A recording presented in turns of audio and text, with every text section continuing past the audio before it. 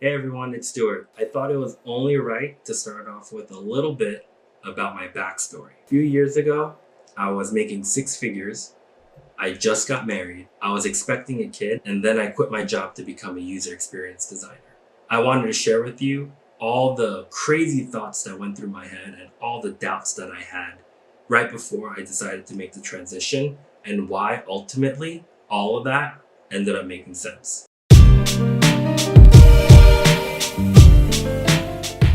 The first thing you're probably wondering is, did it work?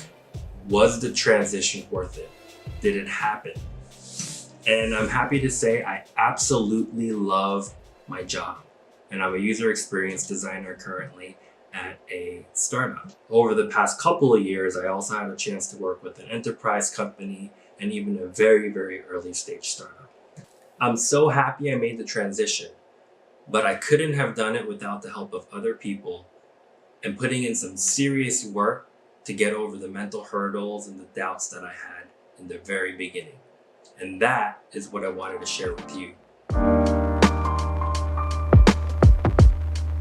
First, let me start with my family. Family life for me is very important. So there was no way, absolutely no way, that I would have made this transition without my wife and I being on the same page about this. I mean, we also had a kid on the way, so we had that to think about. In fact, my wife was the one who actually nudged me to take a shot at this. And the reason is, after she got to know me, she realized how much I lit up whenever I did creative work, making things to try and solve something.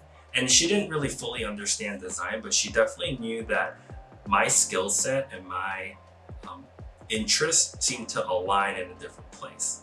And she didn't quite understand why I wouldn't try to do that as a career, especially if I had the chance to do it. So it was clear. I loved design. I did it on the side. I even got paid for some side projects. And clearly other people were acknowledging that about me. But if you really think about it, design as a hobby is very, very different from design as a career and design as a business. So I definitely didn't want to fall in the naive trap. So I did it slowly. So first was, I needed to reach out to people in the industry to really get the inside scoop of what this was all about. I read through tons of blogs and articles and different books to try and understand a lot of this, but there are things that you just can't get from a book or reading a blog. I took my time to reach out to people in the industry. I was LinkedIn messaging, emailing a ton, going on coffee dates, a lot of coffee dates, but it was all totally worth it. And my objective wasn't to talk about how I get the job, but it was more about understanding what the job is really about.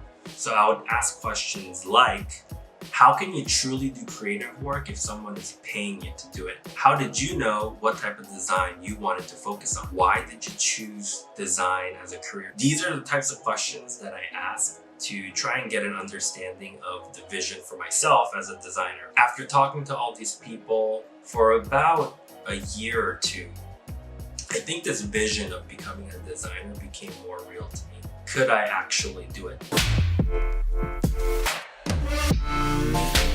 So the money situation was a bit tricky. I needed to save up for a wedding. I was expecting a child, and I was proposing that I go from a six-figure salary pretty much to zero and pay for different boot camp programs and keep up the day-to-day expenses. Of course, my wife was working at the time, and that actually made it a lot easier, but the plan was for her to stay at home after she gave birth. And it was important to me that my wife and my kid to come didn't experience a major hit to the standard of living while I was making this transition. What I decided to do was save up for all of that in advance. So I think there are a few things that actually helped me do this.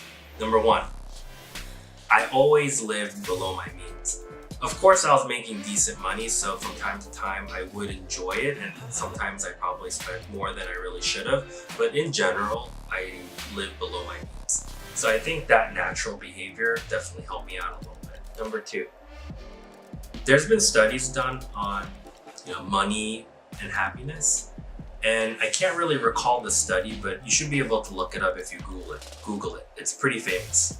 But basically, after 70K of annual salary, the proportional relationship between you being happy to the amount of extra money that you're getting, it actually diminishes. And I think personally, that's been my experience. Any negative feeling that I had about taking a steep pay cut, and there was definitely going to be a steep pay cut, and also potentially not making that kind of money again for a very long time, was just the fear of losing out. It was the fear of being judged. I cared a little too much about how people might perceive me, and also just how that would affect my family. But because my wife and I were on the same page, that made it a little bit easier. So the third thing, my wife and I knew conceptually what it was like to scale back on expenses. Pretty easy, right? Just don't go out a couple of weekends, don't buy this or that. But we knew that it may feel very different when you actually do it. And the question was, can we actually emotionally handle it? So what we decided to do was live on less than a single income for about 6 months to a year.